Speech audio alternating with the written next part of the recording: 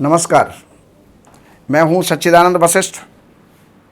और सज्जनों, पहले की वीडियो के अंदर हमने दिया था कि उच्च का सूर्य तृतीय स्थान में क्या क्या फल दिया करता है।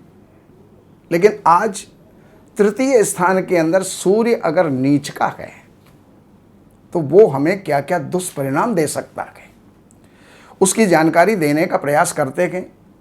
सूर्य जब नीच का हो जाता है और तृतीय स्थान में है तो पहली बात तो यह है वो लग्नेश है। और लग्नेश जब नीच का हो गया तो लग्न हमारा शरीर है, मस्तिष्क है, वो हमारा क्षीण होगा, दुर्बल होगा।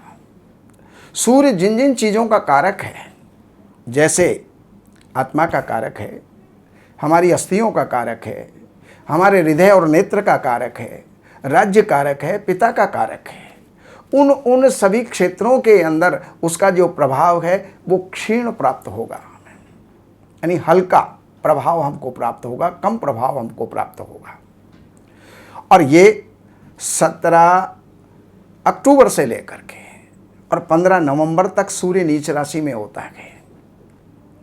ये कार्तिक का महीना होता है। सबसे पहली बात, इसमें अगर कोई जन्म लेता है तो कार्तिक शांति अवश्य करवा लेनी चाहिए। अन्यथा हमारे जीवन के अंदर जितना भी हम कर्म करते हैं उस कर्म के अंदर, मेहनत के अंदर, रोजगार के अंदर और पिता के सुख के अंदर ये क्षीणता प्राप्त कराता है। और प्रत्येक कार्य के अंदर जो है ये बाधा डालता है। तीसरे स्थान में तो पराक्रम का स्थान है, तो पराक्रम का दुरुपयोग करता है, लड़ाई झगड़ों के अंदर जो है धन का नाश करता है, पड़ोसियों से, भाइयों से झगड़ा, माता का वियोग और पिता के लिए कष्टकारक, संतान के लिए भी ये सूर्य शुभ नहीं होता। जातक पर झूठे इल्जाम लगते हैं और जिससे उसे समाज के अंदर अपमानित होना पड़ता है। अब जातक का तो कोई दोष है नहीं, वो तो जो है जन्म ले लिया, लेकिन उसके दुष्प्रभाव से हम कैसे बच सकते हैं उसकी जानकारी मैं देने का प्रयास करता हूं।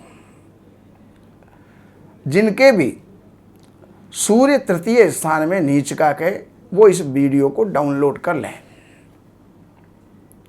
क्योंकि इन उपायों को जानने के लिए आपको बार बार सुनना पड़ेगा। तो सबसे पहले कार्तिक की शांति करें।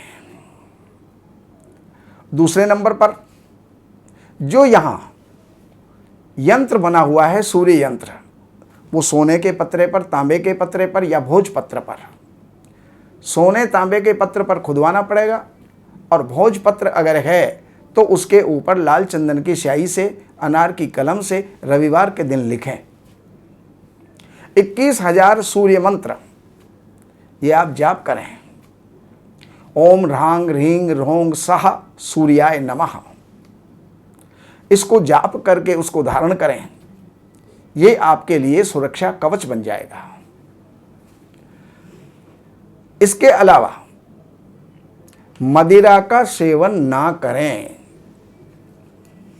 विशेष करके ध्यान रखें। 21 रविवार सूर्य स्नान करें, अर्थात चंदन को, सफेद चंदन जो है वो आप घिस करके पानी में मिला करके और स्नान करें। एक रविवार से प्रारंभ करके 108 रविवार सूर्य को अर्घ प्रदान करें, तांबे के लोटे से, तांबे के पात्र से। तो इतना जब आप करेंगे तो सूर्य आपके लिए अशुभ परिणामों को देना कम कर देगा या नहीं देगा।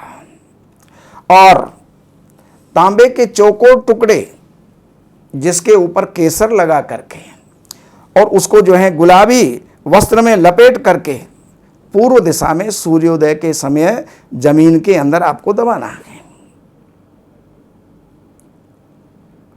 और क्या करना है? और ये करना है कि इसके बाद आपको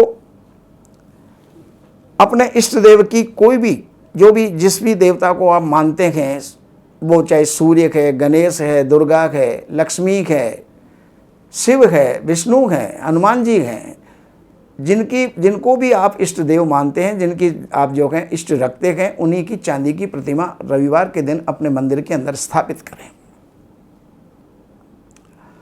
और इसके अलावा आपको चाहिए कि शनिवार के दिन सिरहाने, मूली, सलजम, गाजर, ये चीज़ें आप जितनी आपकी क्षमता है उसके अनुसार 2 किलो, 5 किलो, 10 किलो, जितनी भी आपकी क्षमता है वो अपने सिरहाने रखें और रविवार को वो दान कर दें। आपका यही सूर्य अच्छा फल देने वाला हो जाएगा। बाकी जानकारियों के लिए इन नंबरों पर संपर्क करके कार्यालय से अपॉइंटमेंट लेकर के और आप जो है जानकारी प्राप्त करें। नमस्कार। हमारे यहाँ वैदिक ब्राह्मणों के द्वारा सभी प्रकार के पूजा पाठ, कर्मकांड, संगीत में विवाह, गृह क्लेश, काल सर्प दोष, व्यापार में रुकावट व नवग्रहों की पूजा आदि कराई जाती है। हमारे संपर्क सूत्र हैं 7838898421।